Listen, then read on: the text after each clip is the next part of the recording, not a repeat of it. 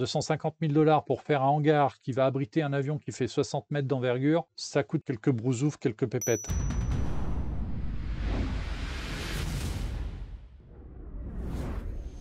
Debout là-dedans. Bonjour, je suis Frédéric Marsali, je suis journaliste pour Aérobuzz et vous êtes sur Lâcher Solo. Et on va attaquer tout de suite le Beriev 200 qui existe depuis une vingtaine d'années, qui est en service maintenant dans plusieurs pays et sur lequel il y a une actualité. L'Algérie ne comptait plus pour le moment sur la livraison des autres Beriev qu'elle a commandés, car elle a déjà reçu un Beriev 200 l'année dernière et qui est en service. Alors on va revenir un petit peu sur ce sujet parce que évidemment l'Algérie, on n'imagine pas le pays en proie aux flammes, enfin les images entre guillemets d'Épinal qu'on a du pays sont peut-être pas forcément très justes. Non, c'est un pays sur lequel il y a des zones extrêmement boisées et comme c'est un pays chaud, un pays méditerranéen, les feux ils sont redoutables. Et ces dernières années, les feux ont été même limite catastrophiques. Si on reprend un petit peu au niveau historique, 2021, et là, difficile de l'oublier.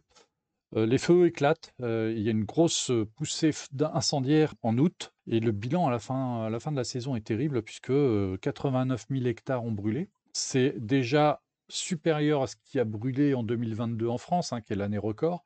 Donc eux sont largement au-dessus de notre record. Et surtout, on dénombre 124 morts, ce qui est un bilan effroyable. En 2021, 124 morts, la saison est terrible. Elle entraîne une nécessité de renforcer les moyens aériens algériens. Les moyens d'extinction des feux algériens aériens sont militaires. Ce sont les hélicoptères de l'armée algérienne qui peuvent être équipés de Bambi Bucket et qui interviennent sur les feux. Mais ils ne sont pas très nombreux. Je ne pense pas qu'ils aient un entraînement énorme. Ceci dit, ils utilisent des Mi-26, qui sont les hélicoptères lourds russes, d'origine russe, et qui peuvent soulever jusqu'à 20 000 litres, ce qui en fait une force d'attaque assez considérable, même si le souffle du rotor a parfois tendance à attiser les braises. Donc et là, c'est une catastrophe, parce que 124 morts au cours de la saison, c'est quand même c'est un drame national. En fin de saison, le gouvernement prend la décision de commander des bombardiers d'eau et de commander des Beriev 200. Bon, l'Algérie a des liens économiques avec la Russie. L'armée algérienne est équipée de matériel russe. C'était une commande assez logique et la commande est passée. La commande est de 4 avions Perm et de 4 autres en option. Donc un total de 8 Beriev 200 commandés alors c'était septembre-octobre 2022. Arrive la saison 2022. Là aussi, les feux sont importants. Mais à ce moment-là, en attendant de recevoir un avion en propre, l'Algérie a loué un Beriev auprès de la société Beriev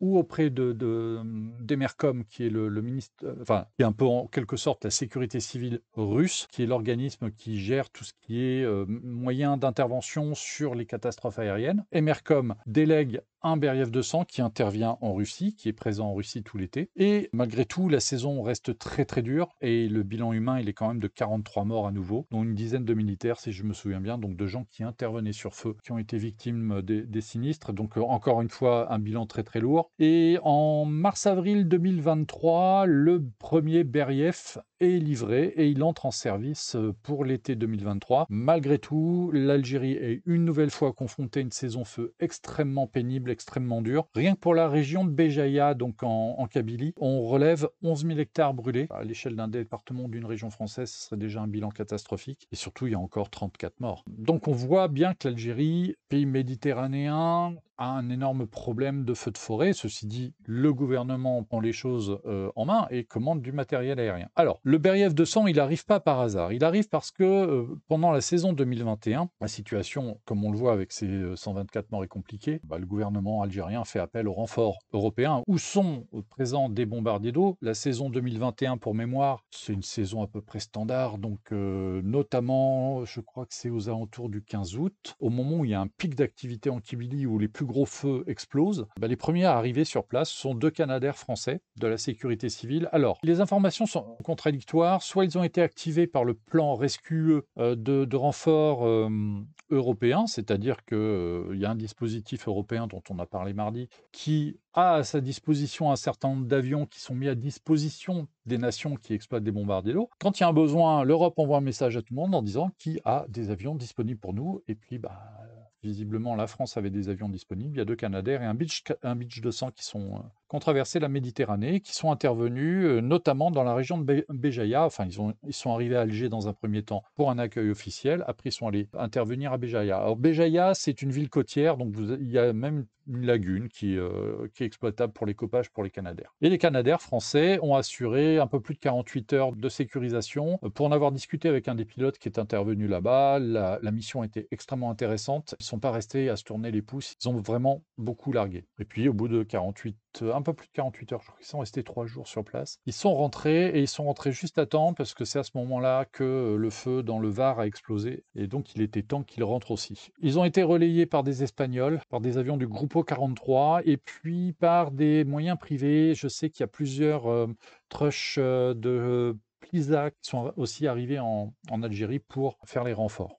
Au moins, ça, c'est ce qui s'est passé dans la saison 2001. Je n'ai pas le dispositif qui a été en place pour 2022, à part la présence du premier Beriev de location. Et puis pour 2023, le premier Beriev russe est arrivé. En ce qui concerne l'intervention des avions français en 2021, ce n'était pas suffisant. Pour l'Algérie, il fallait qu'elle renforce ses moyens aériens.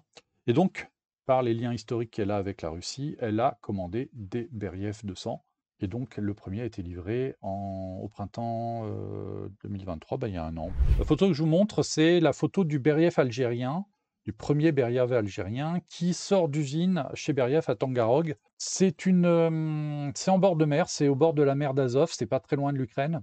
Et c'est là que les Beriev étaient construits. L'avion est sorti de Chêne fin 2022, peut-être un petit peu avant, je ne sais plus exactement quand date l'article, vous regarderez. Et puis, c'est une des rares photos qu'on a eues à ce moment-là. L'avion a fait des essais en vol et puis a été livré et entré en service. D'ailleurs, si on regarde bien, alors ça, c'est des photos qui sont prises pendant les essais en vol. Alors je ne sais pas où du tout elle a été prise, cette photo-là. C'est une photo d'agence russe. Là, celle-ci est intéressante parce qu'on a l'immatriculation finale de l'appareil. Alors je me demande si c'est pas lors de la livraison. Donc c'est le 7T VPV.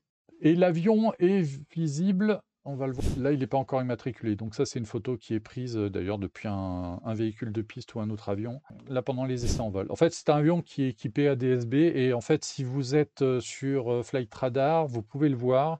Ici, c'est une capture d'image de ADS-B Exchange. C'est une capture d'image qui a 2 jours.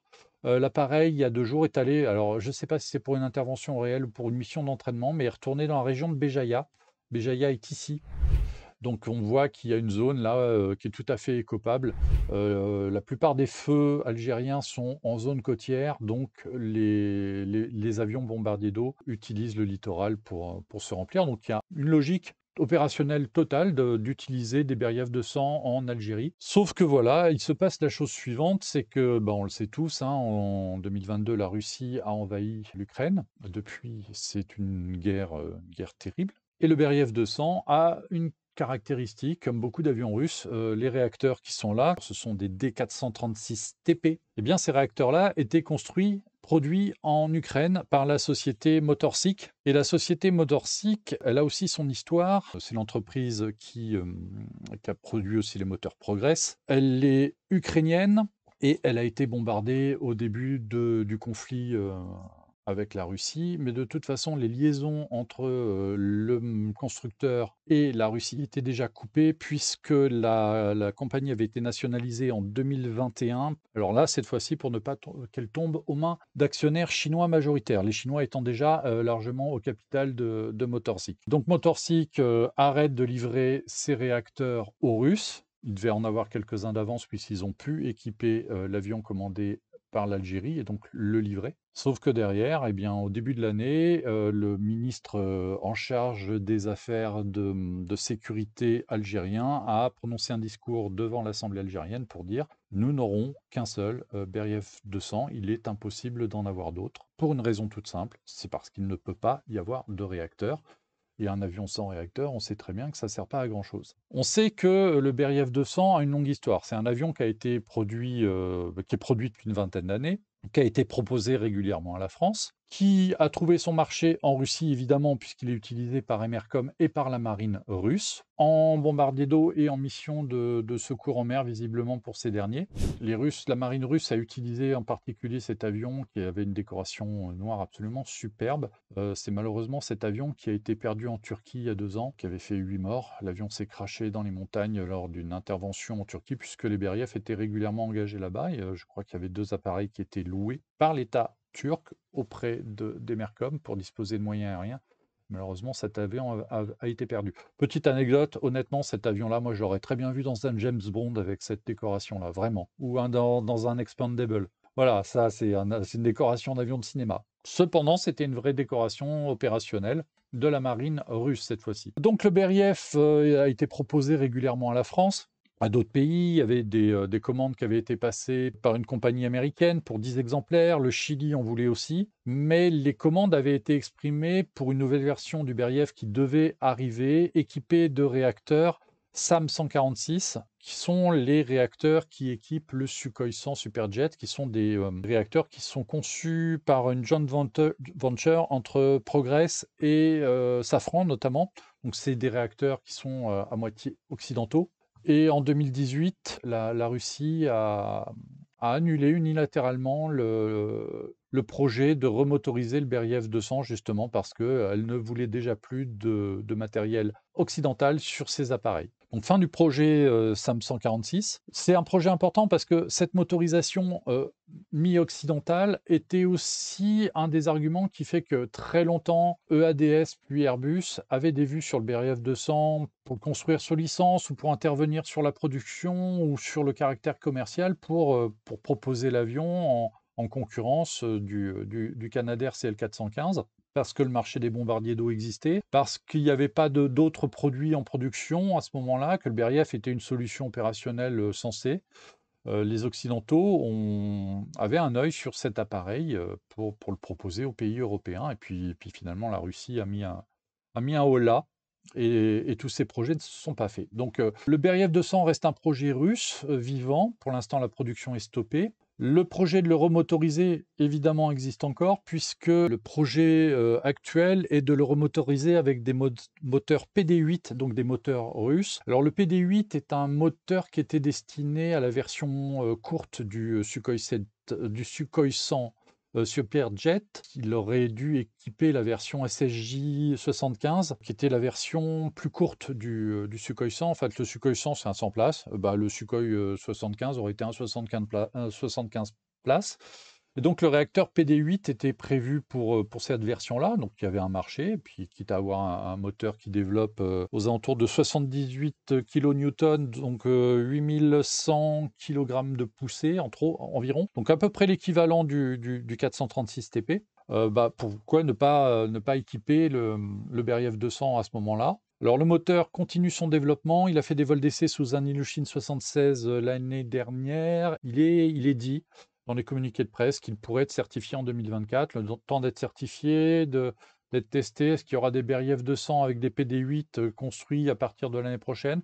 Affaire à suivre en tout cas. Mais pour le moment, l'Algérie semble avoir annulé sa commande de Beriev 200 et ne garder qu'un seul appareil, comme il a été livré et sans doute payé, en service. Se posent des questions de maintenance, notamment de pièces détachées sur les moteurs. Est-ce que c'est un avion qui ne pourrait pas passer derrière au PD8? Affaire à suivre. Cette remotorisation, elle est stratégique aussi. Un autre point, c'est qu'un des défauts qui a été noté sur le Beriev 200, notamment sur l'évaluation qui a eu lieu en France en 2011, c'est sa consommation de carburant. C'est un réacteur qui est très gourmand. Et le passé, par exemple, en SAM 146 permettait d'économiser 16% de consommation. 16%, si vous le transférez en termes de masse d'emport, ça veut dire que très rapidement, on peut augmenter la masse écopable de 16% sur l'ensemble de la mission. Et ça veut dire qu'on peut atteindre les 12 tonnes d'emport avant la dernière demi-heure de vol. Donc ça compte vraiment. Puis ça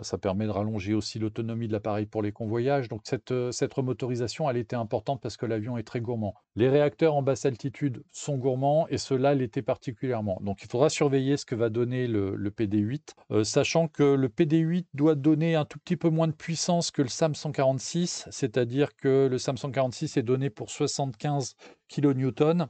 Le 436 TP est donné pour 73, donc beaucoup moins, et le PD8 est donné pour 78, donc quasiment équivalent au 146. L'autre problème qui touche le Beriev 200 aussi au niveau de ses exports, enfin, et de sa production, c'est que l'avionique aussi est à moitié occidentale. J'ai un trou de mémoire, je me souviens plus quel est l'opérateur, mais il me semble que c'est peut-être Honeywell qui était engagé sur la planche de bord du Beriev 200, qui, pour ceux qui l'ont approché, c'est une planche de bord tout écran, donc quelque chose de très moderne. Si la Russie refuse tout matériel OTAN ou occidental dans ses appareils, eh bien ça veut dire qu'elle ne peut pas équiper ses appareils de cette avionique-là, donc il faut développer d'autres avioniques, ou alors repasser à une avionique standard, un petit peu comme sur les Ilyushin 76 par exemple. Bon, bref. L'histoire du Beriev 200 donc en Algérie, il n'y aura qu'un seul avion pour le moment. Il est sur place, il est opérationnel. Il va y avoir des difficultés pour le maintenir, il y a des chances.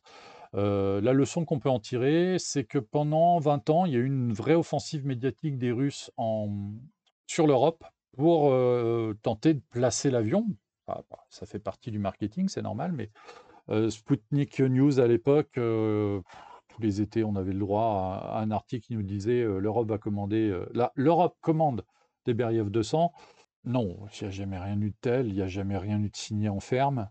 Tout ça, c'était de la propagande pour essayer d'imposer l'appareil, au moins au niveau des opinions publiques, ce qui a marché en partie, puisque très longtemps, on avait notamment sur les réseaux sociaux, des réactions, mais quand est-ce qu'ils arrivent, les Beriev? Il y a que ça pour remplacer les Canadair. Imaginons la situation aujourd'hui, avec la guerre en Ukraine, si on avait eu des Beriev 200 livrés en France, par exemple, à partir de 2010, pour remplacer les Canadair. Voilà, on se retrouverait à poil. Ou alors on aurait fait le remplacement par les Samsung 46 et les avions seraient occidentalisés à fond. Ça, c'est une photo que j'ai faite sur le parking de Marignane, donc à l'été 2011, juste après le Salon du Bourget. Après le Salon du Bourget, le Beriev 200 qui avait été présenté en vol, avait filé sur Marignane pour une évaluation d'1 mois. Et j'étais passé à Marignane à ce moment-là et j'avais fait cette photo. C'est la seule que j'ai où on voit le Beriev avec les Canadair, ce qui permet de bien positionner l'image. Celle-là, je l'ai placée plusieurs fois, je suis désolé, mais j'en avais qu'une. Voilà ce que ça aurait donné, oui, si on avait eu des Beriev 200, peut-être qu'on aurait eu nos moyens aériens anti-incendie bloqués. Et effectivement, ça aurait été sans doute un mauvais choix. L'histoire nous aurait donné tort. Bon, après, en attendant que l'histoire du Beriev 200 se développe à nouveau. L'avion, rendre compte, quand Beriev lance le projet dans les années 90, ils espèrent en vendre entre 300 et 500. La production du Beriev 200 elle est inférieure à 20 unités. Et la production, elle a commencé à la fin des années 90. Donc ça fait 25 ans que l'avion est en production. Il y a eu 20 Beriev 200 construits maximum. Moi, le décompte que j'ai, qui n'est pas forcément évident, j'en étais arrivé à 16. On ne refait pas l'histoire. L'appareil avait des défauts aussi opérationnels, qui fait qu'il n'est pas tout à fait... il y a eu des réticences. La conclusion du rapport de 2011 de la sécurité civile, il est relativement clair, hein. C'est un avion avec du potentiel, mais très perfectible. Je n'ai pas senti un emballement, un engouement pour cet avion-là, chez ceux qui l'ont essayé. Il avait de très bonnes qualités de vol. Visiblement, les commandes de vol étaient bien programmées, parce que c'est des commandes de vol électriques. J'ai discuté cette semaine avec quelqu'un qui avait participé à l'évaluation et qui n'avait pas du tout été choqué par les commandes de vol, qui donnaient un bon retour de force. Donc ça, c'est une information que j'estime très intéressante. Mais il reste le problème de la consommation. L'utilisation de réacteurs sur un bombardier d'eau qui fait la plupart de ses missions à basse altitude, parce que le principe d'utilisation d'un avion Hecopter, c'est d'aller puiser l'eau le plus près possible, donc de rester en basse couche entre le plan d'eau et le feu. Donc c'est là où les réacteurs sont les moins efficaces. Les turboprops m'apparaissent supérieurs dans ce genre de cadre. On suivra l'affaire. En tout cas, ce qui s'est passé, c'est que cette semaine, l'Algérie a reçu ses 2 premiers Air Tractor, parce que pour compenser le fait de ne pas avoir accès au Beriev 200 dont elle a vraiment besoin, eh bien, il y a 2 Air Tractor qui ont été livrés cette semaine. Normalement, il y en a 6 qui doivent être livrés, qui vont être mis en place via une compagnie privée qui s'appelle Tassili Airlines. Et ces appareils, vont assurer la défense de l'Algérie contre les feux de forêt. C'est pas la même chose, hein, entre des air tractors et des Beriev 200, c'est pas le même mode d'utilisation. J'ai pas vu les photos, donc je ne sais pas si c'est des Fireboss ou c'est des avions sur roues, hein, je sais pas tout à fait le même usage entre les 2. Donc entre les air tractors et le Beriev, c'est pas la même quantité d'emport, c'est pas les mêmes performances non plus. Mais il fallait faire quelque chose et le seul bombardier d'eau, que l'Algérie pouvait obtenir rapidement, bah, c'était des air tractors et ça y est, ils commencent à les recevoir. Peut-être qu'ils vont développer cette partie-là en tout cas. Se pose la question aussi, de savoir si l'Algérie pourrait pas être candidate, au DHC 515 ou alors au Waterfall ou aussi Eagle ou à la frégate de chez Inaero, hein, parce que, finalement, c'est plutôt des avions de cette catégorie-là dont elle aurait besoin. Affaire à suivre en tout cas. Et pour la petite histoire, pour rester au Maghreb, le 26 mars dernier, donc il y a quoi? Il y a 10 jours, la sécurité civile a envoyé un Dash 8 au Maroc pour une réunion avec les pompiers marocains. Alors, il existe un accord mutuel entre la France et le Maroc pour, des interventions chez l'un ou chez l'autre en fonction de la situation. Donc les pompiers du ciel marocains et les pompiers, du ciel français, bah, se sont rendus des visites, mutuelles. Donc, cette année, c'est la sécurité civile française qui est partie au Maroc. L'année dernière, ce sont les Marocains qui étaient venus à Nîmes pour un colloque, mais ils étaient venus sans leur avion, sur leurs avions. C'est dommage parce que des Canadair marocains, bah, c'est pareil, c'est comme toujours. Ça, c'est le genre de photo qu'on est prêt à prendre parce que ça me manque et ça pourrait servir. Ça fait partie des accords, hors Europe qui font que, bah, pourquoi pas un Dash 8 un jour en intervention au Maroc, parce que le Maroc aussi a des feux. Le Maroc a tellement de feux que d'une commande de 5 CL415 parmi les derniers produits il y a une dizaine d'années et qui ont été livrés, le Maroc a rajouté 3 CL415 EAF qui normalement ont été livrés. Et ça, c'est une photo d'un des CL415 EAF. Alors ça, c'est une photo qui doit être prise à Calgary pendant les essais en vol et qui vous explique bien ce qu'est un 415 EAF. Un 415 EAF, c'est pas un vrai 415, c'est un 215 sur lequel on a rajouté des turbines à la place des moteurs Pratt& Whitney à moteur à piston. Et puis, ben, puisqu'on sait que les avions à turbine ont la géométrie qui change, et ben, on a rajouté les cloisons au niveau de l'empennage et en bout d'aile. C'est vrai que ça ressemble à un CL415, mais à la base, et le fuselage le montre, c'est du 215. Là, on sait que c'est un avion qui a volé pour Terre-Neuve et Labrador à une époque, et celui-ci en particulier est passé entre les mains de Buffalo Airways. Buffalo Airways, de toute façon, comment dire, ils repeignent pas leurs avions, ils gardent les couleurs originales. Donc les Marocains utilisent un 3CL 415EF qui sont des cellules qui ont déjà beaucoup volé, et notamment au Canada. Toujours dans la même région, pour vous dire à quel point le risque incendie est important sur le pourtour méditerranéen, ça c'est un avion libyen, c'est un bombardier d'eau libyen, un Antonov 32P. Alors l'Antonov 32P, comme son nom l'indique, est un Antonov 32. C'est un avion, à la base qui a été produit en Ukraine. Et celui-ci fait partie d'un lot de 4 qui a été, vendu à la Libye du temps de Kadhafi. Alors pas pour ses capacités, bombardier d'eau, c'est simplement que, Kadhafi avait besoin d'avions de transport et en fait, Antonov avait produit, trop d'Antonov 32. Ils en avaient produit 8. Il y en avait 4 pour les feux de forêt ukrainiens, et donc 4 Antonov 32 utilisés en Ukraine comme bombardiers d'eau, qui ont pu s'échapper, pour la plupart, au moment de l'invasion de la Russie en 2022. Ils s'étaient réfugiés en Allemagne.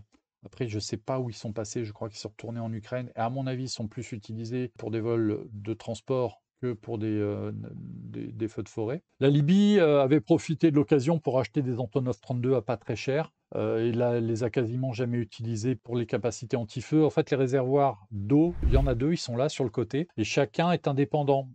C'est vraiment, quelque chose qui a été rajouté sous le fuselage. Alors je me demande pourquoi ils n'ont pas fait un réservoir unique avec, une double porte comme sur les Dash 8, puisque là, il n'y a aucune servitude qui obligerait à rester sur les côtés, puisque les trains d'atterrissage sont sous les fuseaux moteurs comme sur les Dash. Bon, après, c'est des portes, il y a une porte avant, une porte arrière. L'emport est de 7000 ou 8000 litres, donc c'est pas non plus un Dash 8, même si la motorisation ici est conséquente. Bon, mais voilà, la Libye aussi avait des bombardiers d'eau. Alors, sur les 4 Antonov 32 qu'elle avait acquis, je crois qu'il y en a eu au moins 2 qui ont été détruits pendant la guerre en 2011, et je ne sais pas ce que sont devenus les autres. C'est un radar qu'on voit sur la cellule à gauche. Ici, non, je pense que c'est un poste d'observation. À vérifier. Pour moi, c'est un poste d'observation parce que c'est des avions qui ont des équipages nombreux sur feu. Ça peut être intéressant de voir ce qui se passe en bas. Les Antonov, il me semble que c'est un équipage à au moins 4. Donc sur le pourtour méditerranéen sud, il y a des bombardiers d'eau. En Libye, ils ont des chats à fouetter assez importants aussi.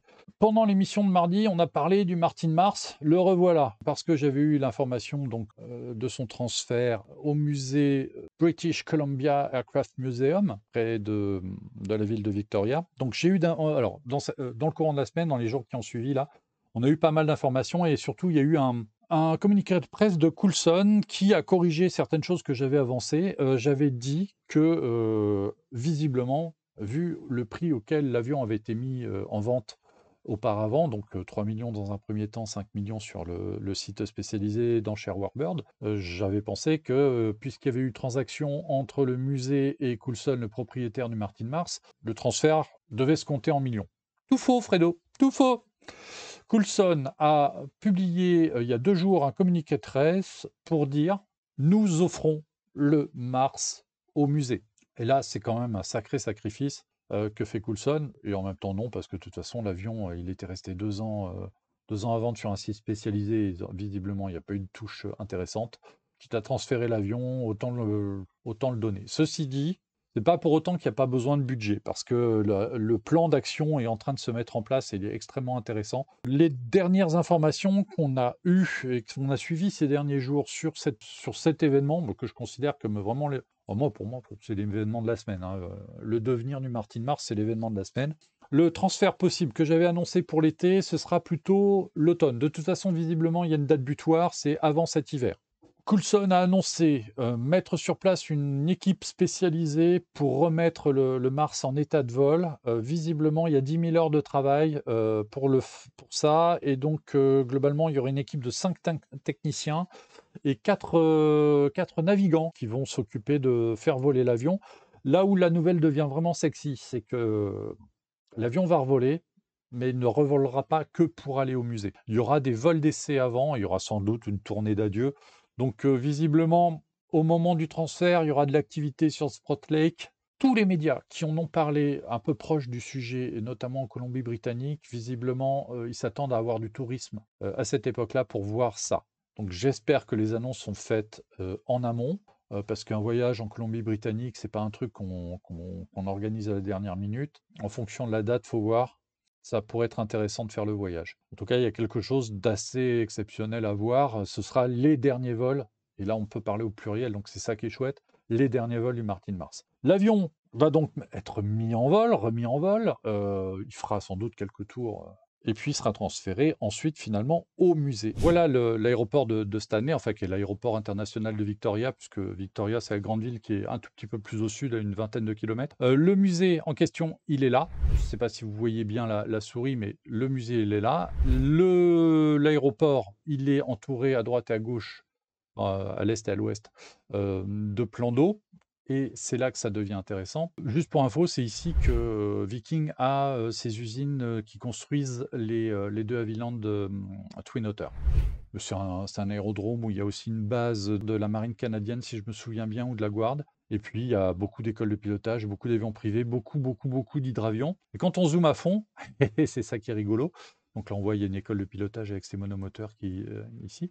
Et quand on va vers la gauche, ici, quand on va vers la partie ouest, on a cette zone. Alors, il y a une zone portuaire avec des bateaux qui peuvent être mis à quai. Mais ici, vous avez une rampe. Et en fait, il y a de fortes chances que le Martin Mars se pose sur ce plan d'eau-là et remonte ici, coupe la route, passe le grillage qui est ici parce qu'il y a une porte, en fait, parce que tous les hydravions, quand ils partent être mis à l'eau, parfois empruntent ce chemin-là. Ici, si on zoome un petit peu plus, vous allez voir, il y a des ateliers avec des hydravions et des flotteurs en stock parce que, là, ici, il y a un petit hydravion là et il y en a un autre sur le slip, parce que quand vous êtes propriétaire d'un hydravion dans ces coins-là, bah, L'hiver, vous lui mettez des roues, des skis et l'été, vous lui mettez les flotteurs. Donc là, il y a une petite opération de maintenance qui se fait ici. Et donc, quand vous êtes en tout flotteur, bah, vous arrivez ici, vous montez l'avion, vous mettez vous enlevez les flotteurs, vous mettez les roues et vous roulez jusqu'à votre parking habituel. Puis après, vous utilisez les pistes pendant la saison. C'est comme ça que ça se passe là-bas. Donc le Martin Mars va se poser par ici, va traverser la route, puis va être convoyé. Et quand on se met autour du musée, on voit qu'il y a de la place, notamment ici. Il y a plus de 200 mètres là. Et c'est ça la nouvelle importante, c'est qu'ils vont le mettre à l'abri, ils vont construire un hangar pour l'abriter. Et là, ça change la donne parce que l'avion va vraiment être à l'abri, et donc il faut du budget. Donc les 250 000 $ qui ont été offerts par le gouvernement de Colombie-Britannique va sans doute servir, à cette opération-là et ça risque de pas suffire. 250 000 $ pour faire un hangar qui va abriter un avion qui fait 60 mètres d'envergure, ça coûte quelques brousoufs, quelques pépettes, hein. Donc affaire à suivre, en tout cas à l'automne. C'est plutôt une bonne nouvelle que l'avion soit abrité et soit là et ça fera un beau truc à visiter, sachant que le hangar qu'ils vont faire va servir pour abriter aussi le Convair 580 et le Douglas A-26 Invader. Ça fera un hangar spécial bombardier d'eau lutte anti-incendie. Il ne restera plus qu'à récupérer un tracker chez Conner s'il en reste, et puis prévoir de la place pour récupérer du CL215 et des air tractors en temps voulu. Ça fera un beau petit musée de bombardier d'eau. Il n'y en a pas tant que ça dans le monde, on y reviendra peut-être un jour. L'autre nouvelle, l'autre info, c'est que le Martin Mars, il a une avionique qui est au top et il est ADS-B. Ça veut dire que quand il vole, il est visible sur Flight Radar. Et ça, c'est une image qui date de juillet 2016. C'est un vol qu'il avait fait en préparation du convoyage vers Oshkosh. Et ils avaient fait un tour de la Colombie-Britannique, départ de Sprott Lake, et puis un petit tour par les îles Orca. On voit qu'il s'est aventuré d'ailleurs aux États-Unis, hein. Il a traversé la frontière. Et puis un petit tour des bases Nenemo. Je ne sais pas s'il est monté jusqu'à Comox. Comox, c'est une base de la marine canadienne aussi, une base aérienne importante, et où il y a un musée justement avec les avions de patrouille maritime canadien. Donc l'avion, quand il va être en vol, bah, si on n'est pas sur l'île de Vancouver, on pourra au moins le suivre sur Flight Radar en direct. Ça, c'est l'information. C'est pas une information vitale, mais c'est toujours une information qui me fait marrer. Alors l'autre nouvelle, bah, toujours dans les bombardiers d'eau, l'autre nouvelle que j'ai eue cette semaine, alors celle-là, elle est un petit peu plus anecdotique, malgré tout, elle compte quand même. On avait parlé au moment de l'émission sur le Cal Fire de l'histoire des P3 Orion d'Aéro Union qui avaient été utilisés pendant une vingtaine d'années sur les feux de forêt aux États-Unis, notamment en Californie, sous contrat fédéral. Ces avions ont été arrêtés de vol en 2011, et puis arrêtés de vol. Malgré tout, ils étaient en bon état. C'était juste un problème administratif et une bisbille entre la compagnie propriétaire et la donneuse d'ordre, qui est l'US Forest Service, qui a entraîné une rupture du contrat. Donc les avions sont restés stockés. Les avions sont restés entretenus puisqu'ils ont été stockés dans un premier temps à Chico. Ils ont ensuite été transférés à McClellan et puis ils sont revenus, en tout cas une partie d'entre eux, stockés à Chico. Donc ils ont fait des allers-retours entre les deux aérodromes. Alors c'est McClellan-Chico, c'est moins d'une centaine de kilomètres. Malgré tout, un avion, que ce soit 100 kilomètres ou plus, il faut qu'il soit en état de le faire techniquement et juridiquement. Et donc là, c'est plus le côté juridique qui était compliqué. Ils étaient toujours immatriculés, donc ils pouvaient le faire. Ça, c'est une photo qu'on a prise avec Franck et Cyril lors de notre dernier passage à Chico, donc en 2018. Et vous allez remarquer que la météo est pas joyeuse. On sait que la Californie a subi une sécheresse abominable de plusieurs années. Eh bien, nous, en 2018, quand on est allé en Californie, on a pris la pluie. Ça a été les seuls jours de pluie des 2 ou 3 années autour. Ceci dit, ça ne nous a pas empêché de faire des photos. L'information que j'ai eue cette semaine, donc c'est par notre camarade de jeu, Jérôme Laval, qui est pilote au Cal Fire, qui nous a dit, bah écoutez, visiblement, il se passe des trucs autour des P3 Orion. On sait qu'il y a une bisbille en cours, un procès en cours entre Buffalo et Airstrike qui ont exploité conjointement 2 avions, le 22 et le 23. C'est les 2 dernières saisons, mais bon, ça s'est pas bien passé. Visiblement, il y a un procès en cours pour ces 2 unités. Mais les autres avions qui étaient stockés, 2 seraient en train de faire l'objet d'une transaction un peu étonnante. Donc c'est le T25 et le T27, Tanker 25 et Tanker 27, donc le 27 qui est à l'écran, serait en cours d'acquisition par une boîte qui est basée en Floride. L'information intéressante, mais alors par contre qui n'est pas encore confirmée, ce serait pour faire du feu de forêt. C'est une boîte assez particulière et ce sera le dernier extrait, enfin ce sera le dernier passage de l'émission. Voilà le 25 sous la pluie en mars 2018. Ça nous a pas empêché de faire des photos parce que ça valait le coup. Ça, ce sont les P3 stockés en 2014 à Chico, donc on voit qu'ils ont convoyé puisque on a le 27 ici. On n'avait pas pu aller se balader sur le parking, on n'avait pas eu les entrées, mais on avait réussi à les faire quand même en restant derrière la grille. Malgré tout, on a eu des conditions pour les voir après un petit peu meilleures. Et voilà le genre de photos qu'on peut faire en Californie sous la pluie, parce que ça c'est sur le même parking à Chico. Et on était tombé sur chez Airspray, sur un Lockheed Electra. Ces avions-là sont principalement utilisés au Canada. Malgré tout, ils ont un contrat de renfort hivernal en Californie. Et donc, on a eu la chance de voir un des Lockheed Electra d'Airspray à Chico. On l'avait vu en 2014. Il était venu à McClellan quelques jours plus tôt. On l'avait vu moteur tournant. Puis bon, il y a cette petite merveille-là. C'est un Cessna 185 à flotteur. Ça, c'est le bush-plane qui fait rêver, qui me fait rêver moi. Oui, il y a le Beaver aussi, mais bon, à défaut de Beaver, je me contenterai d'un truc comme ça. Et là, on voit qu'il est sur flotteur. C'est effectivement la configuration qui me plaît beaucoup. C'est un avion qui est utilisé pour l'instruction des pilotes d'Air Tractor de la compagnie Airspray, parce qu'Airspray non seulement utilise des Lockheed Electra, mais ils ont aussi une flotte de Air Tractor en contrat avec le BLM ou le Forest Service. Ils avaient repris les bâtiments d'Aéro Union à Chico, et c'est pour ça que le passage sur l'aérodrome s'imposait, parce qu'on sait qu'il y a toujours sur le parking des avions intéressants. Et voilà, sous la pluie en Californie, on peut faire ce genre de photos avec des avions que je trouve particulièrement intéressants. Et même le truck, le van à côté, il est sympa.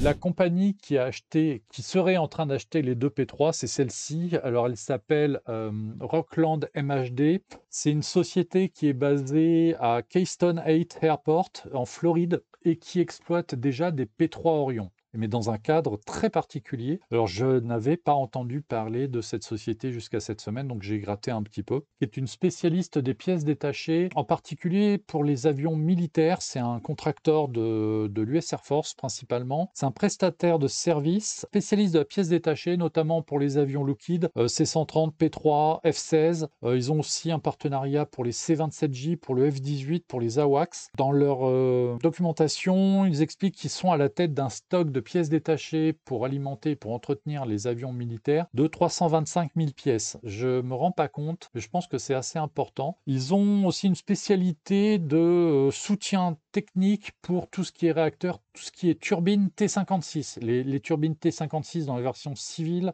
comme militaire. C'est par exemple sur les Lockheed Electra, c'est ce qu'on retrouve. Les T56, c'est ce qu'on retrouve aussi sur les P3 Orion et sur les C-130 Hercule. Donc ce sont des turbines qui ont un gros marché. Donc être spécialiste du T56, de la T56 et être prestataire pour l'US Air Force, ça veut dire que là, il y a beaucoup d'argent qui rentre. Et depuis quelques années, je crois que c'est en 2016, la compagnie s'est développée et a acheté 4 P3 Orion australiens pour un nouveau contrat qu'ils avaient décroché, toujours en partenariat avec, là, cette fois-ci, l'US Navy.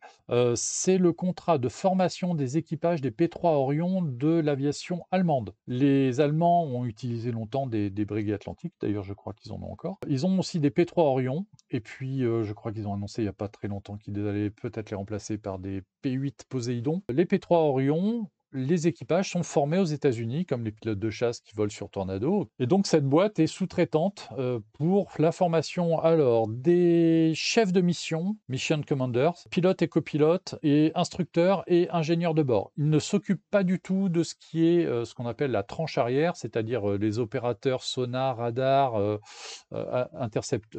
contrôleurs d'interception en cas de besoin, enfin tout ce qui est tranche arrière, tout ce qui est les gars à l'arrière, c'est pas eux qui gèrent. Eux ne s'occupent que des gens qui sont amenés à conduire l'avion, à piloter l'avion, à faire des conduites de mission, donc les gens qui sont assis à l'avant. Et pour ça, ils ont donc 4 P3 Orion qu'ils ont achetés auprès de l'aviation australienne. Ce sont des P3C. Précision importante, on va y revenir. Et ces avions, moi je trouve la déco géniale. Là, ça claque. Moi, je dis c'est un bon sujet, ça aussi pareil. Si vous êtes maquettiste, vous avez envie de faire du P3 Orion, du P3C, ça c'est un bon sujet. Donc il y en a certains qui sont donc blancs et rouges, et d'autres qui sont rouges et blancs. Pour les différencier, j'ai les IMAT, donc il y a le novembre 662 Juliette Delta, le novembre 661 Mike Kilo, novembre 665 Bravo Delta, le N novembre 664 Sierra Delta. La société est basée sur cet aéroport de Floride qui s'appelle le Keystone Airport. C'est pas très loin de là où habite Travolta. Et c'est pas très loin de la base de Jacksonville, sur lequel on retrouve des P3 Orion et maintenant sans doute des Poséidon. Et quand on regarde bien, ils sont là. Là, on voit qu'il y a des P3 Orion. Il y en a aussi un devant ce hangar-là, mais je pense qu'il ne rentre pas dedans. Et puis surtout, ce qui est intéressant, c'est qu'ici, on a d'autres cellules qui sont intéressantes, ce sont des Electra. Alors la boîte annonce qu'elle est effectivement propriétaire de Orion et aussi propriétaire d'Electra. Ouais, je suis allé chercher les photos des Electra. Bon, on voit ce qui les intéressait. Les moteurs ne sont plus là. Pour ce qui est des différences entre les Electra et les P3 Orion et surtout l'histoire de l'Electra. L'Electra est arrivé avant, c'était un avion de ligne, c'est pour ça qu'il a le fuselage d'ailleurs plus long. Il était construit à 170 exemplaires. Le problème, c'est qu'au moment de son entrée en service, il y a eu 2 crashs mortels parce qu'il y avait un phénomène vibratoire qui se déclenchait entre le premier moteur et le fuselage, qui fait que l'aile entrait en résonance. Et quand une aile entre en résonance, elle se disloque. Et un avion en croisière à 325 nœuds qui se disloque, il n'y a jamais de survivants. Il y a eu 2 avions qui ont disparu comme ça. Donc Lockheed a revu sa copie, a corrigé ce défaut, mais le temps que le défaut soit corrigé, le carnet de commandes s'est asséché. L'avion n'a été produit qu'à 170 exemplaires. Mais il a fait une très longue carrière, puisqu'on voit qu'il y a encore des Electra qui sont aujourd'hui encore en service comme bombardier d'eau. Ils ont survécu surtout comme cargo, parce que c'était des avions qui étaient rentables, vraiment rentables en cargo. Et puis surtout, Lockheed a tiré son épingle du jeu en extrapolant de cet avion un appareil de patrouille maritime quadriturbine, le P3 Orion, fuselage un tout petit peu plus court, mais là qui a été construit, ça a été un vrai succès, il a été construit à 757 exemplaires, 650 exemplaires construits par Lockheed, donc pour l'US Navy, mais aussi pour plein d'autres pays. Je crois que la Norvège en a eu, l'Allemagne. Enfin, le P3 Orion était un avion relativement fréquent. Et puis, il y en a eu 107 qui ont été construits au Japon sous licence par Kawasaki et donc qui ont équipé l'aviation japonaise. Le prototype de l'Orion était lui-même un Electra. C'est pour dire les liens qu'il y a entre ces 2 appareils. Donc globalement, d'un avion de ligne qui a été un échec commercial, ils en ont tiré un succès, on peut carrément dire un triomphe militaire. Donc c'est une machine qui est extrêmement intéressante à ce niveau-là. Bon, évidemment, MHD, leurs avions, leurs Electra, sont un peu tristes à voir et voilà, ce qui les intéressait là-dessus, c'est les turbines parce que, c'est des turbines qui sont en grande partie compatibles avec les P3 Orion. Alors la question se pose, est-ce qu'ils ont besoin des P3 Orion pour des missions de feux de forêt parce qu'il y aurait un marché à prendre? Avec 2 Orion, on peut éventuellement décrocher un contrat avec le Forest Service ou avec les autorités, de Floride parce qu'il y a des feux en Floride, pas tout à fait dans les mêmes saisons qu'en Californie. C'est une vraie question qu'on peut se poser. Un des facteurs explicatifs serait que les avions qu'ils ont en service pour leur mission pour l'aviation allemande, ce sont des P3C. Or, les avions qui étaient utilisés par Aero Union, ce sont des P3A. Donc, je ne pense pas qu'il y a un vrai intérêt à avoir des P3A pour soutenir les P3C, à moins que ce soit les moteurs, encore une fois, qui les intéressent. Donc, affaire à suivre. Pour l'instant, les deux Orions sont toujours en Californie. Il y a quelques jours, le 27 a tourné autour de Chico, sans doute pour des vols d'essai, de validation. Je crois que le 25 a fait pareil, mais il y a eu une petite panne moteur, il a fait un déroutement. On verra quand est-ce qu'ils vont être transférés, mais en tout cas, affaire à suivre, parce que ça pourrait être un nouvel opérateur bombardier d'eau aux États-Unis. Ça, c'est une nouvelle importante. Affaire à suivre donc. Quelques nouvelles en bref. Si vous êtes dans la région de Toulouse, ce week-end, samedi, il y a une cérémonie pour une inauguration de plaque pour un équipage d'un Lancaster qui s'est écrasé il y a 80 ans exactement sur la banlieue de Montaudran lors d'un bombardement des usines Lactécoère. Alors c'est le camarade Gilles Colaveri qui organise ça. Gilles Colaveri est un copain, puis c'est aussi un collaborateur du Fanat de l'aviation. C'est quelqu'un qui est passionné par l'archéologie aéronautique. C'est quelqu'un qui va sur les champs, dans les champs, regarder si on trouve des épaves. Il fait partie des gens qui ont retrouvé l'épave du P-51 de Chuck Yeager quand il s'était fait descendre au-dessus de la France et qu'il avait utilisé les réseaux de la résistance pour rejoindre ensuite l'Angleterre. Il a une histoire particulière avec le Lancaster parce que je crois qu'il a retrouvé des pièces de ce Lancaster dans la maison dans laquelle il vivait quand il était gamin, parce que c'est un petit Toulousain. Et en fait, l'avion a explosé en plein vol et il y a eu des pièces on retrouve des pièces un peu partout dans Toulouse, dans certains jardins. Et donc, il fait des enquêtes, il essaye de les retrouver. Et une partie de ces pièces, d'autres avions qu'il a retrouvés, sont exposés au musée Aéroscopia. Et il y aura une visite particulière d'Aéroscopia et aussi du musée de l'envol des pionniers, en présence de 18 membres des familles des 7 aviateurs de la Royal Air Force qui sont morts dans ce Lancaster. Il y avait 5 Britanniques et 2 Australiens. Voilà. Donc si vous êtes dans la région de Toulouse samedi, si ça vous intéresse, vous pouvez suivre les cérémonies. Vous avez les horaires et les points de rendez-vous dans la brève que j'ai publiée sur Aérobuzz. Donc je vous invite à aller voir Aérobuzz pour trouver les horaires. Là, puisqu'on est à Toulouse, mais ça aura lieu, comme vous voyez, le 28 avril 2024. Nos amis des ailes anciennes de Toulouse organisent une visite des cockpits de leur collection. Donc c'est du côté de Blagnac, c'est à côté d'Aéroscopia. Ils ont des avions qui sont restaurés, qui sont plutôt en bon état, qui sont exposés. Et pendant cette journée spéciale, vous aurez tous les bénévoles de l'association qui vous accueilleront et qui vous feront visiter les cockpits des avions. Donc Nord Atlas, là sur l'affiche on a le Nord Atlas, on a le Breguet 941, un Dassault Flamand et un Breguet de pont. Et puis bon, il y a des chasseurs, hein, il y a une belle collection d'avions d'assaut, notamment d'avions aux couleurs de la patrouille de France. Ils ont un magnifique Voodoo. Et puis depuis quelque temps, ils ont le tracker T01. Vous voyez, j'ai réussi à le placer, le mot tracker encore une fois. Ils ont le T01 dont la remise en forme vient de l'assemblage, le réassemblage, pardon, vient de commencer. Donc vous ne pourrez pas visiter le cockpit du T01, mais vous pourrez le voir en atelier et en cours de remontage. Donc ça aussi, c'est quelque chose à voir. Donc si vous êtes dans la région de Toulouse le 28 avril 2024, eh bien allez y faire un tour. L'entrée est payante, je crois que c'est 16 € pour les adultes, mais c'est de l'argent qui va directement dans les caisses des ailes anciennes et qui sert à avoir un budget pour aller chercher des avions, pour acheter de l'outillage pour les restaurations, de la peinture pour les repeindre, etc. C'est une manière de financer l'association, donc allez-y, et je pense que vous serez bien accueillis. C'est tout pour aujourd'hui, à très bientôt, bon week-end, et on se revoit très vite.